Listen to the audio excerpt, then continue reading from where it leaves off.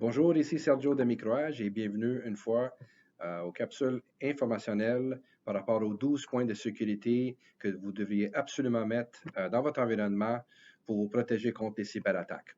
Aujourd'hui, on va parler un peu des pourriels.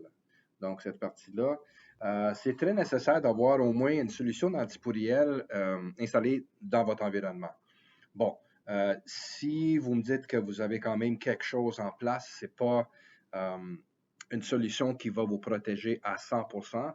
Fait que j'aimerais prendre quelques instants ou quelques minutes juste pour passer à travers un courriel typique qui risque d'être un hameçonnage pour au moins vous expliquer comment les attaques se font puis comment les utilisateurs sont susceptibles à cliquer sur certains points.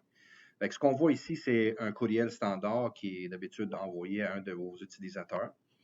Et ce qu'on devrait voir, en fait, c'est quand le courriel rentre, ça vient de qui?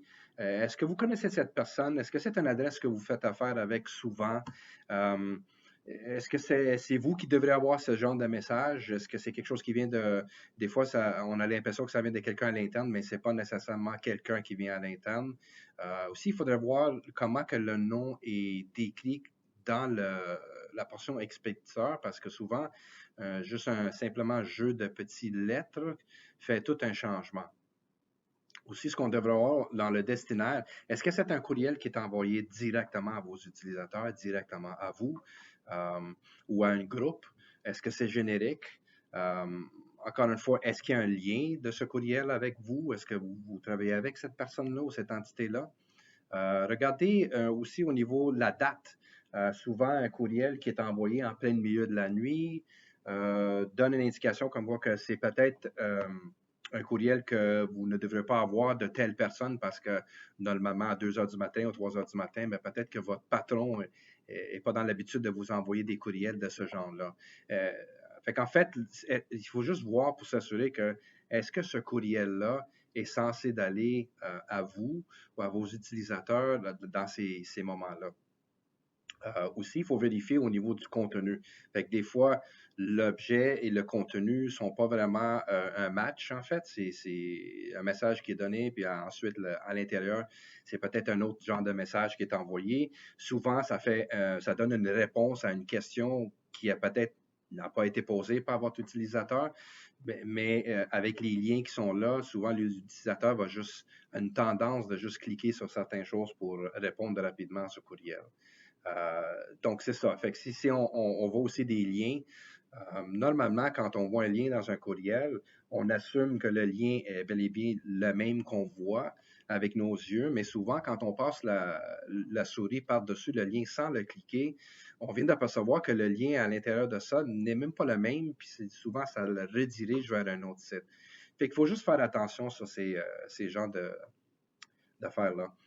Et aussi, en fait, si vous avez déjà une solution anti-pourriel, souvent ça fait une très bonne job à enlever certaines pièces jointes, mais ça reste qu'il y a quand même certaines pièces qui risquent de passer à travers. Fait il faut juste faire attention sur les pièces qui sont envoyées à vous, que ce soit en texte ou en EXE ou en zip ou en doc. Il faut juste se méfier. Il faut juste vraiment s'assurer qu'on connaît la personne qui est en train de nous envoyer ça. Et maintenant, avec le COVID-19 qui est en train de se passer partout à travers le monde, on commence à voir des courriels, soit du CDC ou des courriels des entités qui essaient de vous vendre certains produits via courriel. Exemple, et ça c'est un autre exemple d'un autre courriel qui est possiblement envoyé par quelqu'un à l'intérieur d'une entreprise, mais ce n'est pas vraiment quelqu'un à l'intérieur qui l'a envoyé. Ou ça peut être carrément un courriel qui semble être un courriel qui est envoyé de l'organisme au niveau de la santé, mais c'est bel et bien quelqu'un qui essaie d'avoir de l'argent de vos utilisateurs. Fait qu'en fait, ce que j'essaie de dire à tout le monde, c'est vraiment de juste faire attention au niveau des courriels qui rentrent. Portez attention sur différents détails à l'intérieur du courriel. Mais la première chose, il faut vraiment mettre un système d'antipourriel en place. Fait que, je vous remercie beaucoup. Et si vous avez besoin plus d'informations, n'hésitez pas à me contacter via courriel. Merci beaucoup.